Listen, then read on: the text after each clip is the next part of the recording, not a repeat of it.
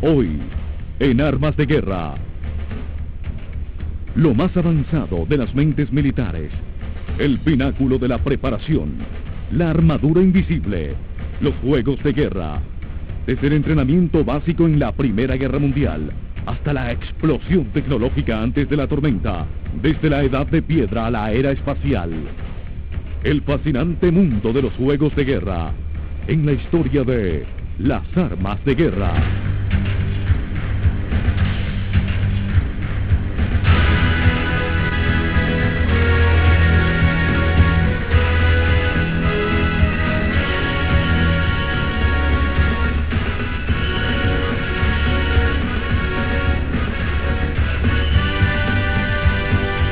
Armas de guerra. Juegos de guerra.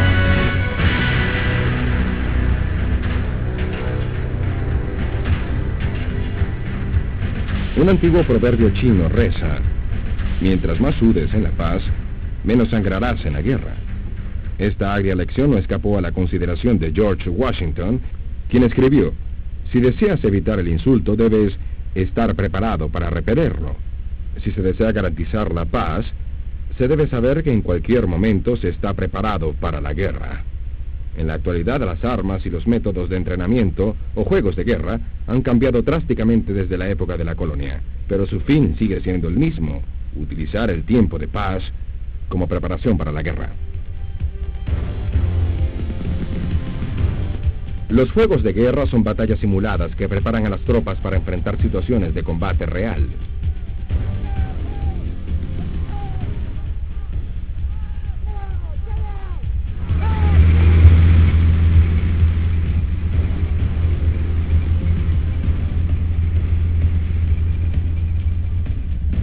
Los juegos de guerra se convierten en una armadura en el combate, ofrecen a los hombres protección a través de la preparación. Adrenaline gets flowing, you get pumped up because it's war games, and you just do your best.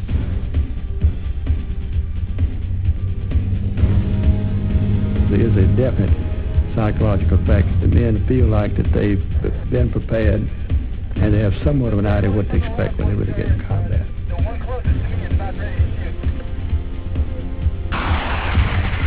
If you've been trained well enough, all that reacting is in a familiar place. You perform well. If you don't, you end up dead. Training is the secret to victory in war. Los juegos de guerra no son nada nuevo, han sido realizados desde tiempos inmemorables. Ir sin el conocimiento que los juegos de guerra ofrecen es simplemente enviar hombres al campo de batalla sin el entrenamiento más importante. Pero en ciertas épocas no había tiempo, hombres o dinero para prepararse para situaciones de combate. Primera Guerra Mundial, 1914-1918. We would see pictures of dashing cavalry on white horses with the flashing sabers and the belching guns and smoke in the background. And oh, we thought that'd be fantastic. Talk about romance. Man, what a hero we could be after slaying the enemy with swords. I got to the point that after I enlisted and realized I was going to be a part, I was going to see this, I was going to be there, I was going to be in trenches, I was going to see these biplanes flying through the air in dogfights and hear the sound of guns, hear the sound of warfare. Durante la Primera Guerra Mundial, los militares estadounidenses contaban con cientos de miles de reclutas idealistas. El ejército era una masa de jóvenes acostumbrados a jugar a la guerra en sus jardines. Llevaban el patriotismo como una insignia y ansiaban pelear en el frente, que creían similar a los desfiles militares.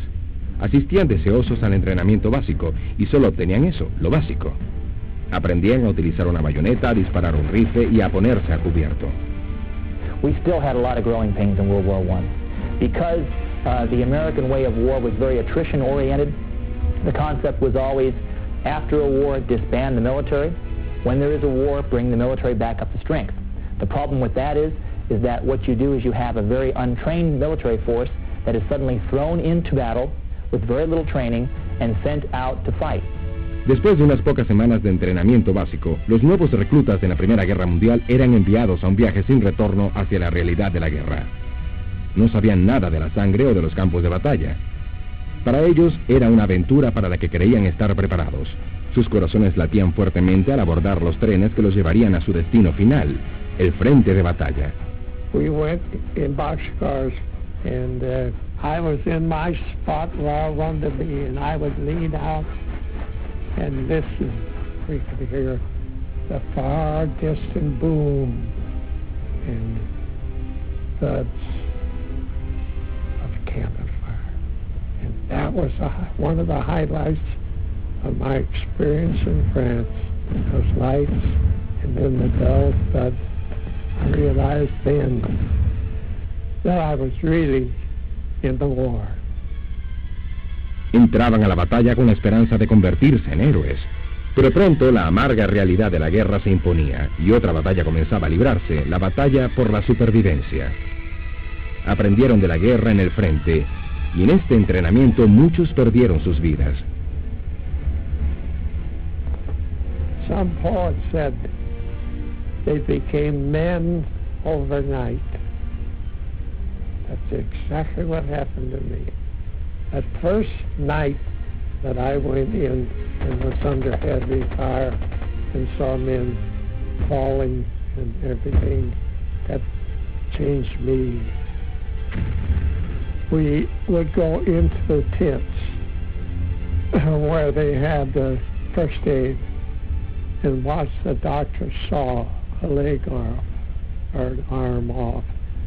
Then we realized that there's nothing romantic about warfare. It's a deadly, stinking, terribly dangerous occupation. Para los soldados que eran carne de cañón en la Primera Guerra Mundial, no hubo juegos de guerra. El frente era el maestro y la lección era la supervivencia. Los aliados ganaron la guerra, pero la victoria tuvo su precio. The blood in World War I due to untrained forces and untrained generals is hard to imagine. As World War I memories were remembered, we tried to get more effective in our training programs. Estados Unidos realizaba juegos de guerra mucho antes de que la Segunda Guerra Mundial se asomara en el horizonte. Pero como ocurría a menudo, cuando la guerra se aproximaba, el país se encontró sin una fuerza militar considerable. Para 1939, Estados Unidos tenía un contingente de hombres en armas de poco más de 100,000, mientras que el enemigo tenía tropas y reservas que sumaban millones, y los alemanes estaban muy bien entrenados. The Germans had been practicing ever since Hitler came into power, even though they completely were violating the Versailles Treaty. They came and occupied the Rhineland, and they practiced maneuvers after that, and the Allied powers did nothing to stop them. So the Germans were much better prepared and had much more training and better training in their war games than we had. Los juegos de guerra alemanes se basaban en una teoría adoptada por Hitler durante la década de los 20. El concepto introducido por Sir Hartford Mackinder cuestionaba la superioridad naval como prioridad. En vez de ello, Mackinder proponía el dominio en tierra, y Hitler, consciente de que la marina germana era la más débil de sus fuerzas, comenzó a concentrarse en sus fuerzas terrestres. Esto cambió la faz de los juegos de guerra. Pronto, los militares alemanes comenzaron a hacer juegos de guerra en tierra, y cuando era evidente que Alemania era una amenaza, Estados Unidos siguió el ejemplo. El ejército estadounidense inició uno de los mayores juegos de guerra de la historia, las maniobras de Luisiana. The Louisiana maneuvers took place in the southern portion of the United States over a vast area of terrain and involved the movement of many, many divisions across farmers' fields and across the terrain of the United States. The generals involved in the Louisiana maneuvers tried to have these maneuvers so that we could learn the lessons of moving large units, of planning for large units, of having large units engage in combat, of supplying large units before we went overseas to Europe. Eran maniobras de azul contra azul. No había enemigos reales. Las decisiones eran tomadas por árbitros. El objetivo de las maniobras era didáctico y se esperaba salvar vidas una vez que la nación entrara en guerra. Los oficiales, tropas y divisiones mecanizadas tenían una primera aproximación al combate simulado. I just come on active duty, and our division was really just getting started. That was the summer 1941. But they did have several infantry divisions involved in this, but they didn't have enough guns to go around, so they issued wooden guns to some of the soldiers, and they used GMC trucks with a stovepipe to simulate tanks and have big signs saying this is a tank. And the main advantage they got there was learning how to maneuver large masses of troops over large areas and large road networks. I'm a ranking officer by this time. I knew a hell of a lot more about certain things I was teaching than officers already appointed colonels and brigadier generals, because I'd been there. I had experienced it. I knew the feelings that have to go along with it. And it's not just a dry reading out of a book sort of a session. It was rough with 100-degree heat, and they were trying to break us in, going continuously all day long, driving, stop for something to eat if you could get something to eat. And it was just keep going, keep going, keep going. They were training us for combat. Well, I would say that all of the different soldiers there are being taught to the very limits of their ability to absorb the various jobs, the various conditions that they might encounter in actual warfare. You learn how to maneuver. You learn how to live in the field, how to take care of yourself. You learn about personal sanitation, you learn about feeding, you learn about digging foxholes. You learn about moving at night. And as far as I was concerned, one of the most important things I've learned in these maneuvers was map reading. I really got some good experience there. I just envied every minute of it for them, because I thought, oh boy, you have no idea how much the government is doing for you here. But this is the ultimate school. This is like being at a top university with the very best instructors. We had nothing like that in World War I. Nothing. Y el efecto de las maniobras de Luisiana en la efectividad del ejército estadounidense durante la Segunda Guerra Mundial sería evidente pocos meses después. Armas de Guerra regresará en un momento. Usted está viendo Armas de Guerra.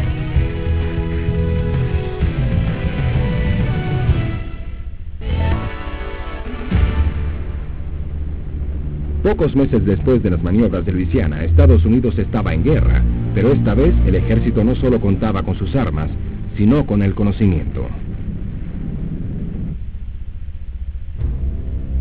Segunda Guerra Mundial, 1939-1945. Para la época en que los Estados Unidos entró a la guerra, las lecciones sobre logística del combate habían sido asimiladas en los campos de batalla simulados de Luisiana. Se sabía que la revolución industrial aumentaría no solo el poder de las armas, sino la profundidad del campo de batalla. In World War II, you had advanced motor transport, you had advanced artillery, you had self-propelled artillery, you had much faster tanks, and you had much more advanced aircraft. And then you had aircraft supply as well as motor transport supply. So this made a great effect in World War II. It made war much more mobile, much faster, and prevented the stalemate types of war that we had in World War I. Los oficiales habían sido entrenados para tomar decisiones más rápidas, para moverse a mayores distancias. Los soldados habían aprendido a confiar en sus comandantes y en su entrenamiento. It was scary in that it was something new. You didn't know what was coming. It's similar to if anybody played sports, say football, and you're lined up for the kickoff. You're shaking. But as soon as that whistle blows and you get hit the first time, you don't know whether there's 90,000 people watching you or one person watching you. You're involved just what's going on in front of you. And that's the way it is during combat. You just went around and did what you were trained to do. La idea de los juegos de guerra fue concebida con la intención de poner al ejército en su elemento antes de que tuviera que enfrentar balas reales. Era una oportunidad para familiarizarse con la guerra antes de exponer el cuerpo al enemigo. Los juegos de guerra son tan efectivos que se han convertido en una parte necesaria de la planificación. A lo largo de la guerra, los aliados hicieron juegos de guerra. Muchos oficiales y soldados lucharon batallas famosas antes de entrar en combate real. Los nombres de estas batallas son hoy en día conocidos por todos, pero días, meses e incluso años antes de que estas batallas tuvieran lugar, el ejército las había planificado. The planning process has to have in it an integral part of wargaming, where wargaming is used to develop some of the better courses of action and determine what is possible, so they know what you can do and what you can do in time. Desde Estados Unidos hasta Inglaterra, la invasión de Normandía había sido simulada en juegos de guerra desde 1942. Las Fuerzas Armadas habían hecho todas las preguntas y sabían que conocer las respuestas ayudaba a predecir el futuro. Esta era una batalla que no podía dejarse al azar. Units that were getting ready to invade Normandy did several things. First, the officers wargamed different courses of action. For a beachhead assault, they had to first think about how they're going to prep the beach with artillery, then how are the ships going to get close enough so they can let the landing craft go, who's going to destroy the obstacles on the beach, how are the landing craft going to get in so they can let the troops get off, who's going to supply the firepower so that the troops can begin to do fire and movement as they get to the beach, those kind of things. And they would wargame that and say, this is what the Americans will do, then what will the Germans do? From that wargaming, many courses of action were developed. The soldiers would be instructed in the operations order, but to understand, you need more than words. So what we do is we conduct a combat rehearsal. You can have a full rehearsal, which at Normandy involved units actually practicing invasions in England. The ships would pull up, they would conduct the entire operation, and they would launch landing craft against beaches that looked similar to what they'd be landing on in France. So what you had there was a full rehearsal that takes a lot of time, it takes a lot of planning, and is the most effective way to actually rehearse an operation. 2 años es mucho tiempo para simular una operación militar, pero toda la planificación y preparación eran necesarias no solo para el combate, sino para mantener los soldados entrenados y despiertos en cuerpo y mente. No one can predict what will happen on the battlefield. However, through wargaming, you can visualize as many of the possible outcomes as you have time for. And therefore you can prepare people mentally. And if they're prepared mentally and they understand your plan and they rehearse that through a war game and through a combat rehearsal, then they are better prepared. You can get soldiers trained and build up to a certain point and they're ready to go. Then if you let them down, they get depressed, they get demoralized. And in Normandy, for example, when D-Day invasion was coming off, all the troops were loaded on board the ships. They were ready to go. And if you remember here, Stark, it was this critical time about the weather. And Eisenhower had to wait till the last minute to make a decision. And finally reports came down where there was a very narrow time frame of weather, which could be not more than 12 to 18 hours, where they thought they could make the landing without any really heavy seas. There was a chance. But Eisenhower had to take into account the fact that the men were all psyched up and ready to go. If they had to unload the ships and go back, it had been this great letdown, and it would have been a very poor for morale. So he felt now was the time to go, and they went, and it was successful.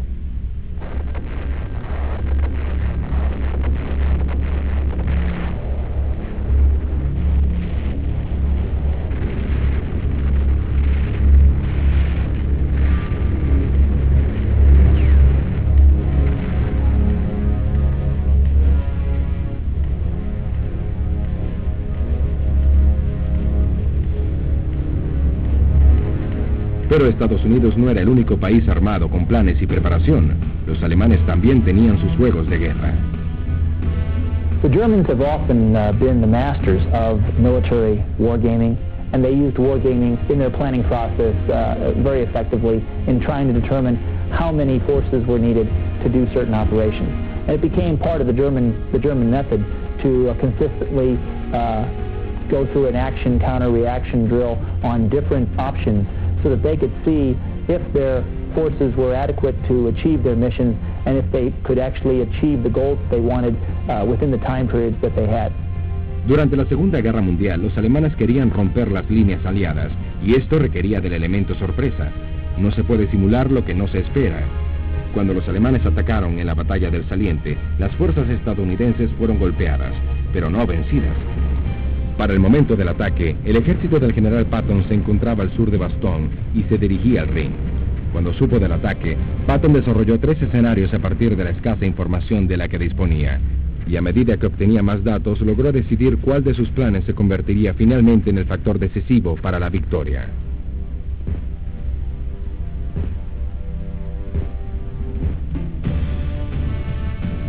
La Segunda Guerra Mundial fue precursora para los juegos de guerra a gran escala.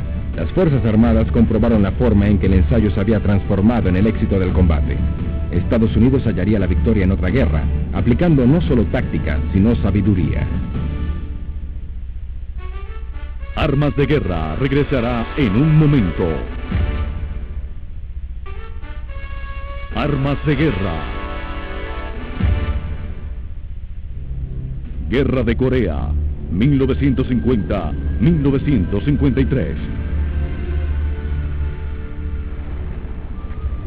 Después de la Segunda Guerra Mundial, se produjeron recortes en la maquinaria de guerra estadounidense. Cuando comenzaron las hostilidades en Corea, las Fuerzas Armadas enfrentaban una vez más el mismo problema. The greatest nation on earth, which had beaten both the Japanese and the German forces in World War II in 1945, was reduced to a mere shadow of itself by 1950.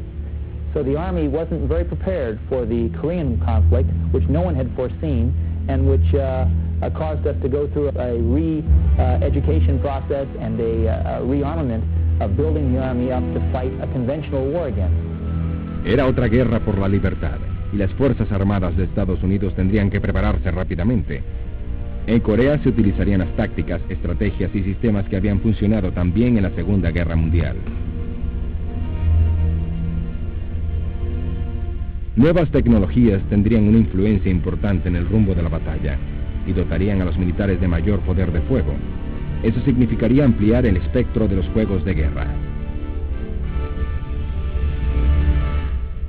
By the end of the Korean War, we had a very effective army, a very effective military force, which we again began to downsize as soon as the war was over.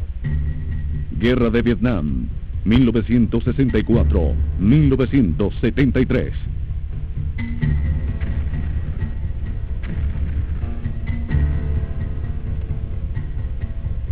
En Vietnam, las Fuerzas Armadas enfrentaban un fuerte desafío contra la guerra convencional y de guerrillas, y el terreno sería tan difícil como el enemigo mismo.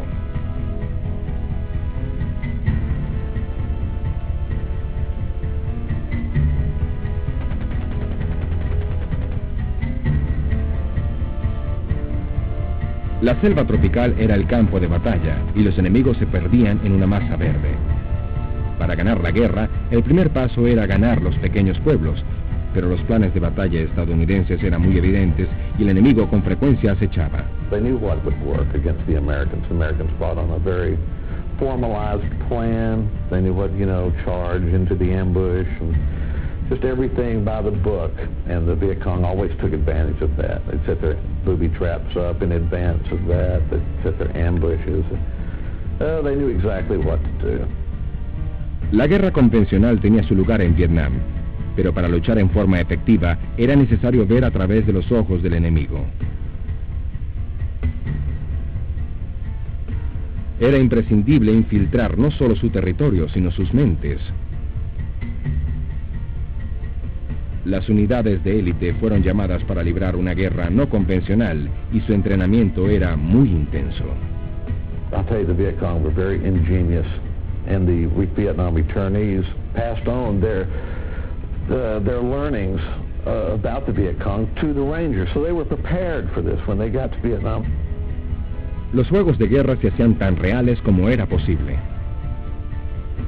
I actually learned everything from them. They'd been there, they'd seen everything. They had Vietnam villages set up with the booby traps, the escape routes, the hiding places.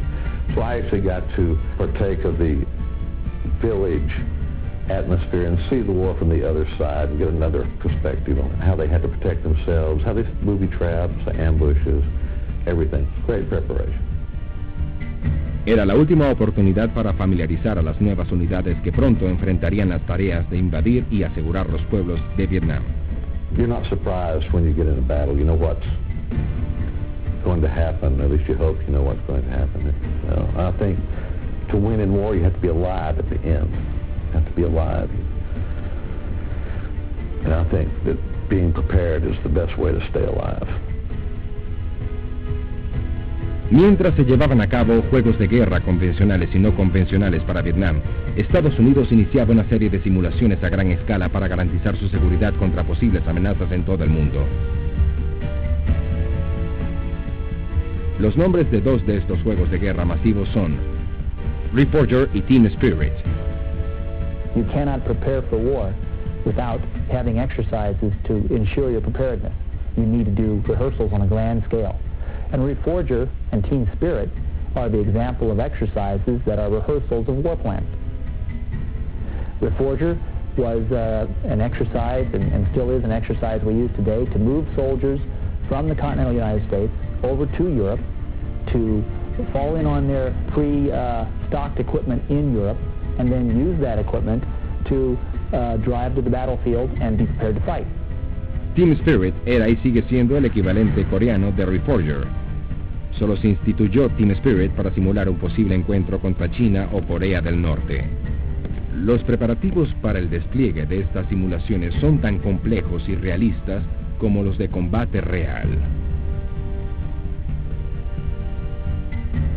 It is very critical today when the time-distance factors are so short, where we could be asked to go to war tomorrow in Korea, or we might be sent to some place in Eastern Europe in 2 or 3 days, to be able to practice these exercises so that we can minimize the confusion and be more effective. Tanto Reforger como Team Spirit han sido diseñados para enviar una división a un país extranjero y tenerla en operación completa en pocos días o semanas. Durante estos juegos de guerra se practica desde la construcción de puentes hasta ejercicios de combate. Su éxito ha sido arrollador, pero su perfeccionamiento vendría años más tarde con la nueva tecnología. Armas de Guerra regresará en un momento.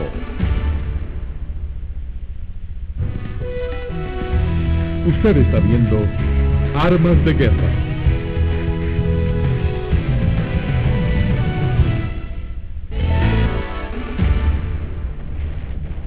Uno de los avances más importantes en juegos de guerra fue la invención en 1981 de la tecnología de sistema de localización de blancos múltiples vía láser, o MILES. El sistema MILES ha dotado a los juegos de guerra con una dosis importante de realismo. We've gotten increasingly sophisticated in our ability to replicate combat conditions. If you can fire a laser to destroy a tank, as opposed to actually firing a live round to destroy a tank that you'd have to do on the battlefield, the effects are not quite the same, but they're very close. El sistema MILES puede adaptarse a todo tipo de armas portátiles o colocadas sobre vehículos. Una vez instalado, pueden dispararse balas de láser que no dañan la vista y simulan la acción del combate. Detectores localizados sobre los enemigos disparan una alarma sonora cuando se recibe un impacto. Un impacto, en condiciones reales, tiene como consecuencia la muerte. Por eso los hombres conocen el verdadero significado del sistema MILES.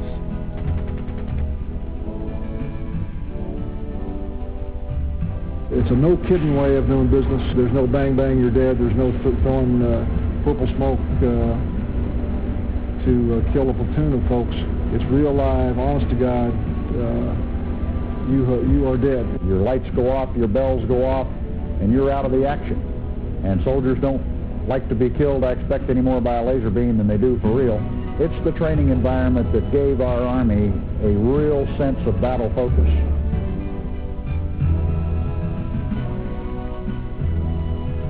Para determinar la efectividad del entrenamiento con láser, se debe practicar también en campo.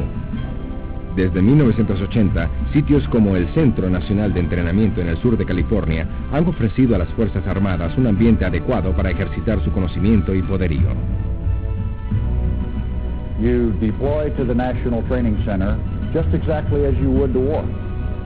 You fly out, you move equipment by rail and by ground, you go into a field environment and you fight very, very intense battles using laser weaponry for 2 weeks, day and night, 24 hours a day. Cada división mecanizada o blindada dentro del área continental de Estados Unidos envía una brigada al CNE cada año. Con sistemas Miles, los soldados se enfrentan entre sí en el entrenamiento más realista que tendrían sin llegar al combate real. Se asigna a cada brigada un enemigo simulado llamado Opposing Force, u OPFOR. When the OPFOR goes to the field, it takes 400 vehicles in a regiment. The U.S. force goes to the field with about 1,400 vehicles.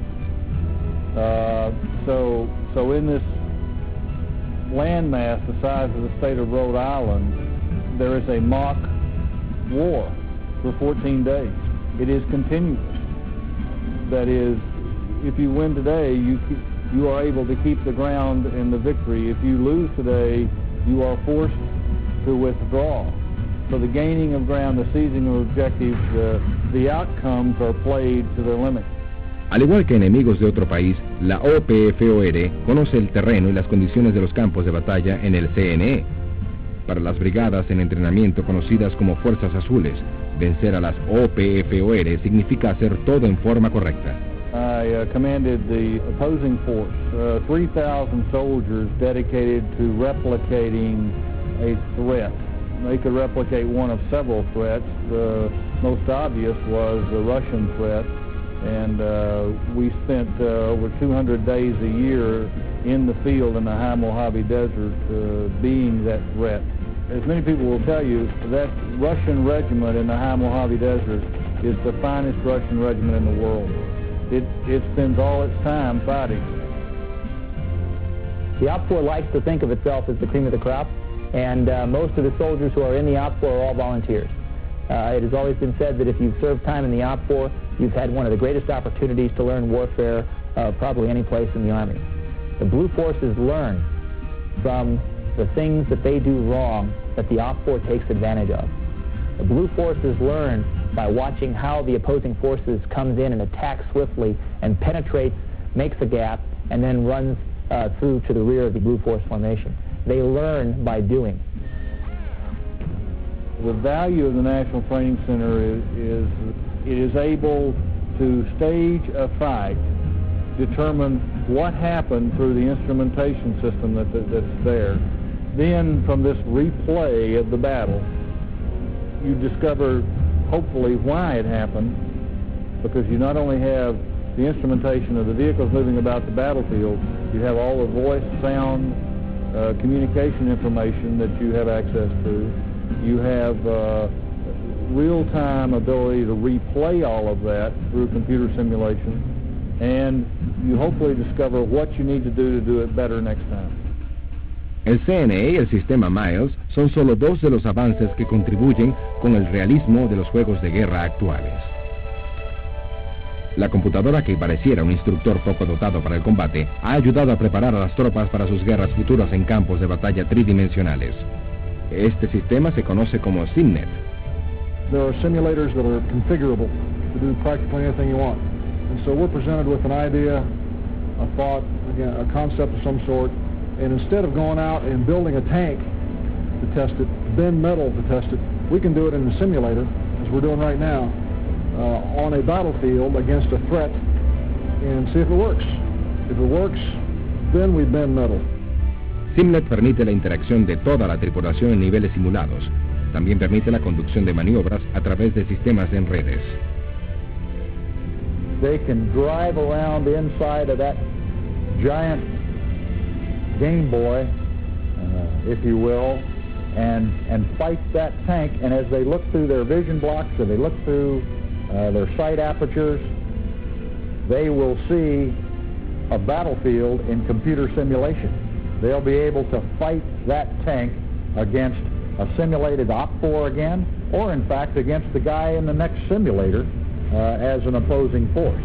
You don't get that concussion, you don't get the rock and roll that you get from firing a tank or firing a Bradley, but you get the target effect. You get practically everything else. Es un proceso complicado que contribuye a preparar al personal militar de la actualidad, dotándolo del conocimiento necesario para el campo de batalla. We can show them where they made initial contact, at what range, and take it back and say, now what if you'd come around this way instead of you gone? And so we can play it a different way, and we can show them all of the kinds of what ifs if they had done it somehow differently. I believe there's very little that you cannot simulate. The simulators we're playing with now, it's a tactical simulator, so the crew drives as part of a platoon, and they have to maneuver over across the battlefield facing an enemy, so that if they do something wrong, they say they're gone, they're dead. As you stand outside the simulators, even with their hatches closed, you can hear people screaming inside the simulators as they give their fire commands and as the commanders tell the different vehicles what to do. And most people come out of the simulator sweating. After a while, they forget that it's a simulation, and they do those things that they're trained to do as crews and as platoons and as companies. The fact that they're sitting in a fiberglass simulator, that goes away, and they are able to train as if they were really out in the field with the same kind of atmosphere that they would do in a field training exercise. Todo el entrenamiento es costoso, pero es un pequeño precio para un ejército eficiente y por las vidas de los soldados que podrán salvarse en combates reales.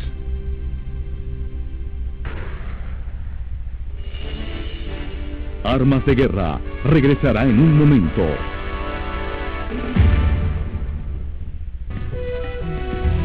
Usted está viendo Armas de Guerra.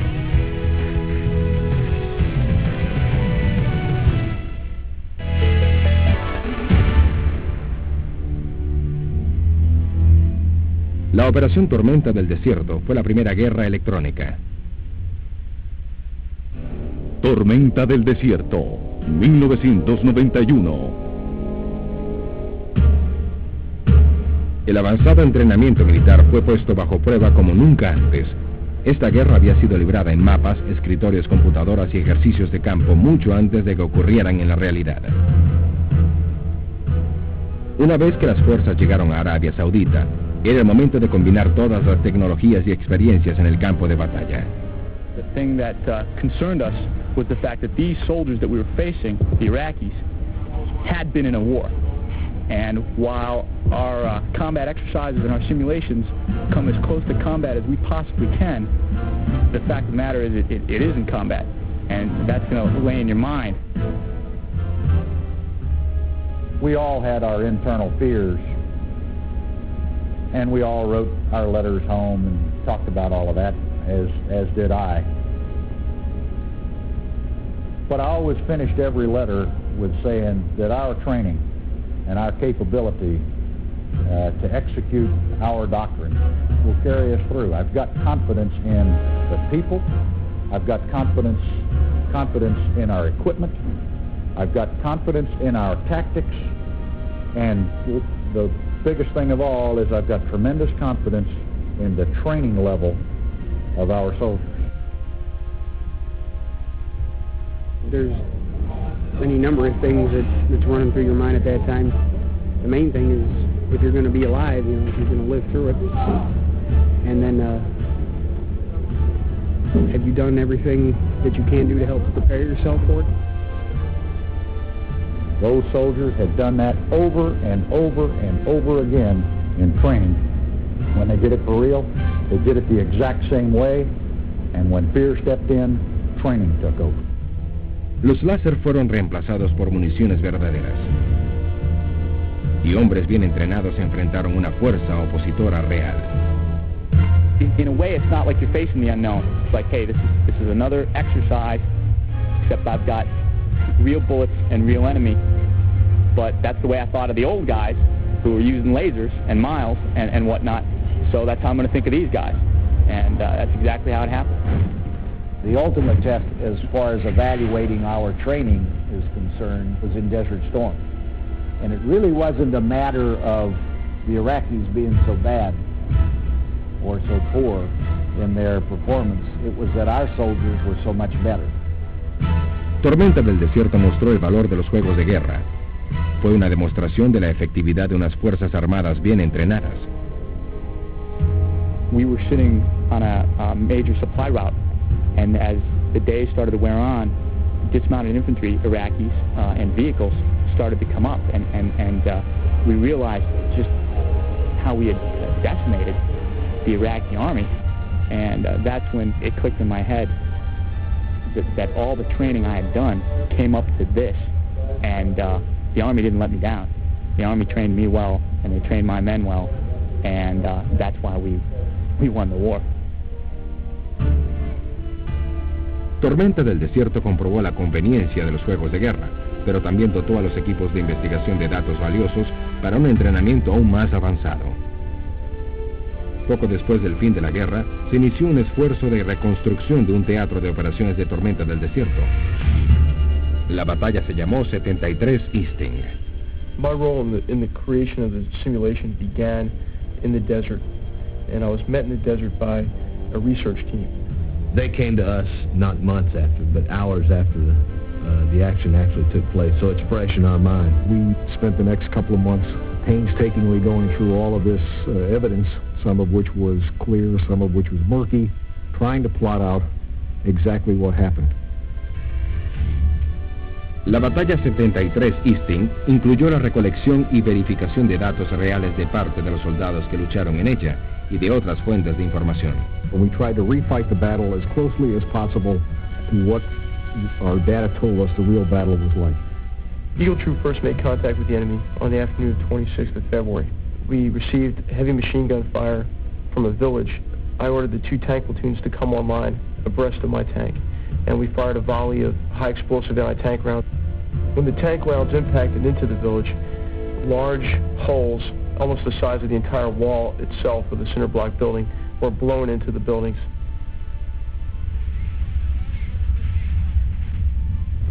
The interesting thing about what happened in G Troop's area is that I had 3 separate battles going at the same time.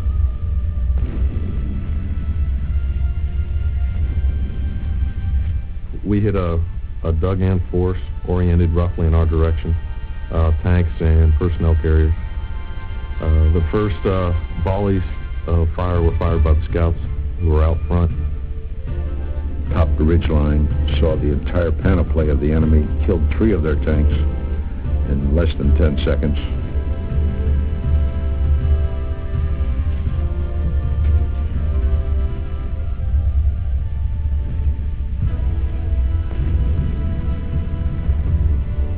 It was at that point when I saw the initial success of our first volley of fire that I ordered the troop to continue the assault. And he said, "Go tanks lead." We had it where the tanks were in a V-shaped wedge, and my scout platoon went from going from lead back behind the tanks, providing what we call scratching fires, covering the rear of the tanks and eliminating pockets of infantry. Con el uso de tecnología avanzada de simulación, 73 Easting es la primera base de datos interactiva e históricamente precisa de una batalla. This power of manipulation allows you to move in the 3 dimensions, the 4th dimension being time, basically jumping ahead or behind in time as well as in space, so going anywhere that one wants to. We change the weather, we can change the Iraqi tactics, we can give them weapons they didn't have, we can give ourselves future weapons that we would like to have. It's group training at the combat level that we never had before. It allows me to view from my perspective, from what I've seen in the battle, and to try to make it as accurate as we can recreate it. 73 Easting es solo un paso más en el camino de una mejor preparación. It can take and test ideas against a set measure, so we can measure the delta. An officer says, "I can do better than that." I say, "Step up, son, do better than that." We can test future ideas, concepts, tactics, doctrine, and vehicles, because we now have a benchmark that's rooted in ground truth. So we're looking at a possibility that can really change our understanding of war.